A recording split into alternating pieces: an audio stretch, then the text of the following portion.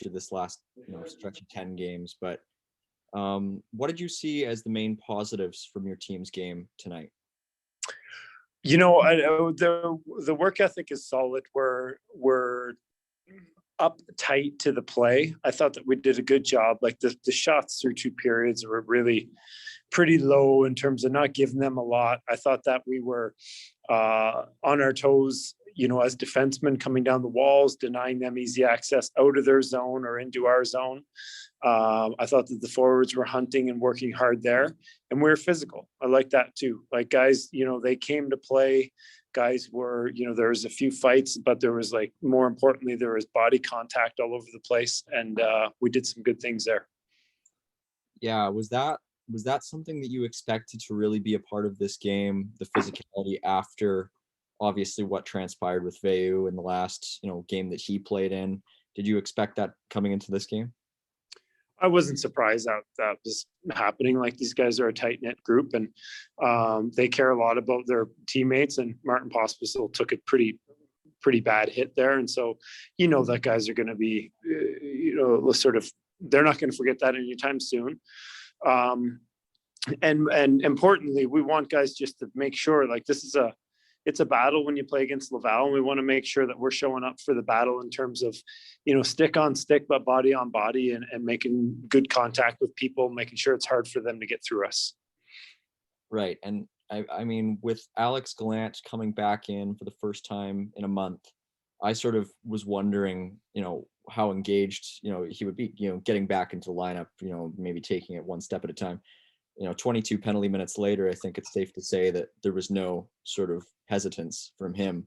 What did you make of his return tonight in terms of what he provided? I think he provided a lot. He's a heart and soul guy for our club, and he was both physical, engaging in terms of, making sure that he was moving his feet, he was getting in on the forecheck. He wasn't going by any loose pucks, which is something that we've been talking about. And, when push comes to shove, he took an opportunity to, make a statement for his team in a couple different ways. So I think, I thought he did an excellent job in terms of, he's been real hungry to get back into the lineup and help his team. And I thought he did everything he could for his team tonight. Right. And Alex comes in, Dimitri comes out. That's the first time this season for Dimitri. And obviously, I think it's safe to say that things might not, have gone on the score sheet the way that he would like to this point. What sort of message do you think you're trying to get with Dimitri at this point in his first pro season? Just a reset with him, simply a reset. Just, talk to him about, he's going to watch this one, get a bird's eye view of the game, step back a little bit from it. Dimitri and I talked this morning just about, I gave him a lot of credit in terms of how he's handling this. And these kind of things say a lot about who you are as a human being, which is more important than who you are over, in terms of your stat line. And I think that he comes to the rink with a smile on, he's working, he's optimistic, and he's a good teammate. So we talked about, how important that is and how he's doing a good job there. And someday in life, this will be a minor speed bump, but it doesn't feel like that when you're going through it and you're in his shoes. Yeah. And, 5 games against Laval, and they've been fights in all of them, I think, watching from this perspective.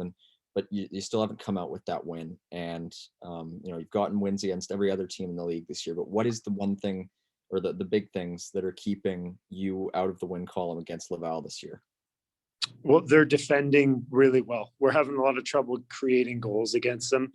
There aren't any free goals between their, how they're defending and their goaltending. So give them credit there. I think they do a great job on that, and challenge to us to sort out how to get through that. I think a lot of it comes down to will, and just sort of pressing the issue in terms of being more direct with our offensive play. I thought that we just looked sideways a lot too much tonight, in terms of, when you have a team that defends as well as they do, you have to make sure you don't give away any opportunities. And I didn't think we capitalized or forced them to defend enough of our rushes and enough of our ozone opportunities.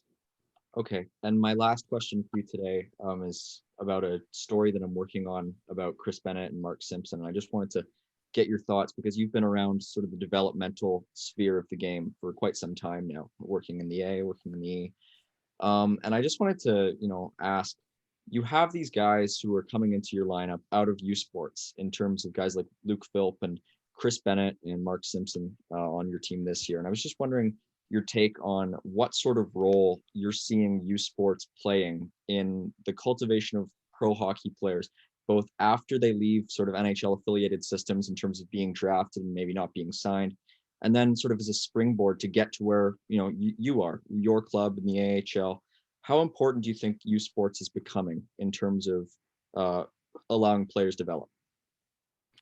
Well, I think what it's doing is it's extending the runway for takeoff for these young players because it's, there are a lot of special players that are able to step in as 20, 21-year-olds into the pro game. And sure, a lot can do it, but then a select few are able to hang on, and then a very select few are able to hang on and move up. And what this is doing is taking a Mark Simpson or Chris Bennett or Luke Philp and saying they might not have,